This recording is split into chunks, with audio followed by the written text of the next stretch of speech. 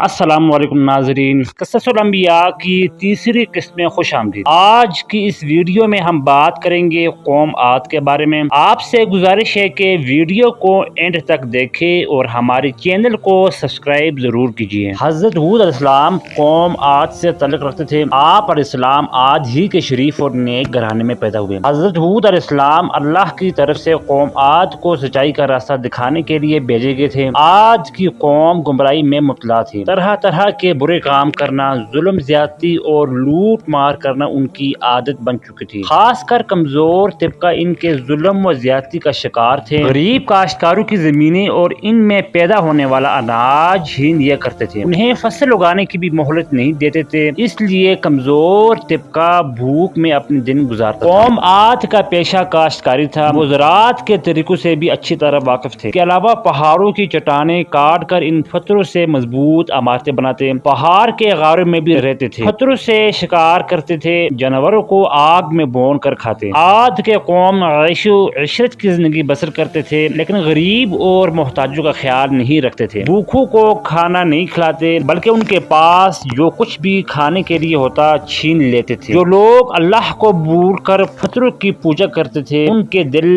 رحم سے خالی نہیں ہوتے۔ عاد کی قوم بھی مورتیوں کی پوجا کرتے تھے۔ عاد کی قوم کے لوگ ان کے آگے سجدہ کرتے، ان سے مرادیں مانگتے۔ حضرت ہود علیہ السلام اللہ کے نبی تھے۔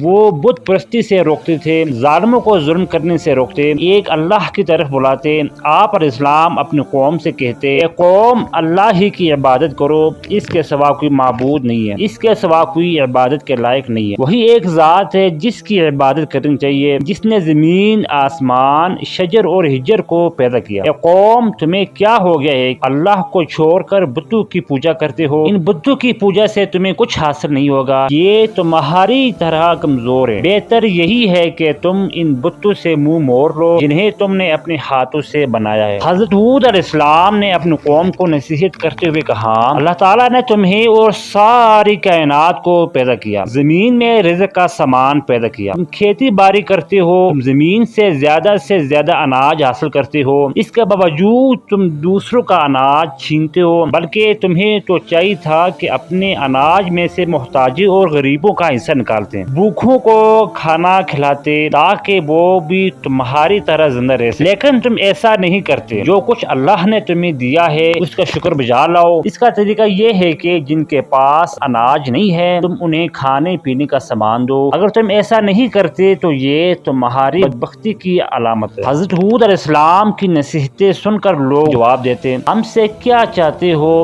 ہم جو کچھ کرتے ہیں ہماری اپنی مرضی ہے، ہم اپنی محنت سے اناج پیدا کرتے ہیں، ہم کسی بھوکے کو کیوں کھانا کھلائے؟ ہمارے پاس جتنا اناج ہوگا ہم طاقتور کھلائیں گے، ہم وہی کرتے ہیں جو ہمارے باپ دادا کیا کرتے۔ حضرت ہود علیہ السلام کہتے کہ مجھے اللہ نے نبی بنا کر بھیجا ہے تاکہ تم کو اچھی باتیں بتاؤں اور بری باتوں سے آگاہ کروں اور برے کاموں کو روکوں۔ اگر تم صحیح اور سیدھا راستے پر نہیں چلو گے تو اللہ کے عذاب سے نہیں بچ پاؤ گے۔ حضرت ہود علیہ السلام بار بار اپنی قوم کو نصیحت کرتے رہے۔ ایک مرتبہ پھر آپ نے انہی باتوں کو دہرایا، اے قوم، میری بات مان لو، میں تمہارا بھلا چاہتا ہوں، جو کچھ میں کہتا ہوں اسی میں تمہاری بھلائی ہے۔ حضرت ہود علیہ السلام نرمی سے سمجھاتے کہ کسی کمزور پر ظلم نہ کرو، کسی کا رزق تنگ نہ کرو۔ انہیں پیار سے سمجھاتے کہ اے قوم، میں تمہارا بھائی ہوں اور دوست ہوں، میں تم سے کچھ نہیں مانگتا، میں کچھ کرتا ہوں اس کا صلہ مجھے اللہ تعالیٰ دیتا ہے۔ قوم کا شعبہ دور کرتے ہوئے کہتے ہیں،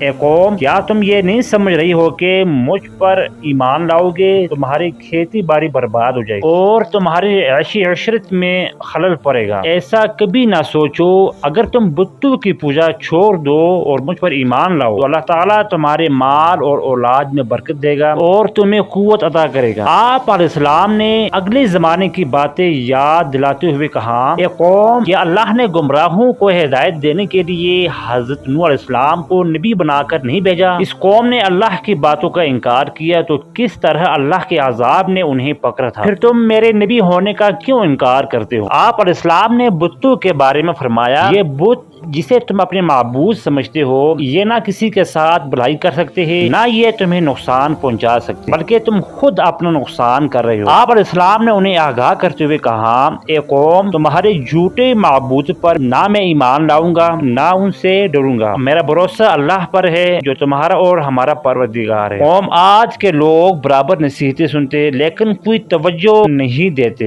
एक कान से सुनते तो दूसरे कान से निकाल देते। एक रोज कौम आज के लोगों ने हजरत हूद अलैहिस्सलाम से पूछा कि तुम बार बार नबी होने का दावा करते हो, तो इसकी तुम्हारे पास क्या दलील है? हमें भी दलील दिखाओ। हम देखना और सुनना चाहते हैं कि बगैर दलील देखे हम अपने माबूदों को नहीं छोड़ेंगे। और ये भी बताओ कि जिस अजाब की बात करके हमें डरा रही हो वो अजाब कब आने वाला है? हजरत हूद अलैहिस्सलाम ने जवाब दिया कि तुम मुझसे सवाल करते हो कि अजाब कब आने वाला है, ये तो अल्लाह ही बेहतर जानता है। मैं तो सिर्फ अल्लाह का पैगाम पहुंचाने वाला हूँ और आने वाले अजाब से खबरदार करने वाला हूँ। इन तमाम कोशिशों के बावजूद गुमराह कौम राह रास्त पर न आई। अल्लाह के अज़ब ने जोश मारा और अजाब के आसार पैदा होने लगे। बारिश नहीं हुई, पानी की बेहद किल्लत पड़ गई, जमीन खुश्क हो गया, खेतों में आबाशी के लिए भी पानी नहीं था, दरख्तों पौधों की हरियाली मान पड़ने लगी, फूल गिरने लगे। कौम आद पानी के लिए तरस रही थी, पानी का एक कतरा भी मैसर नहीं था। हजरत हूद अलैहिस्सलाम ने अपनी कौम से कहा, ए मेरी कौम, अपने रब से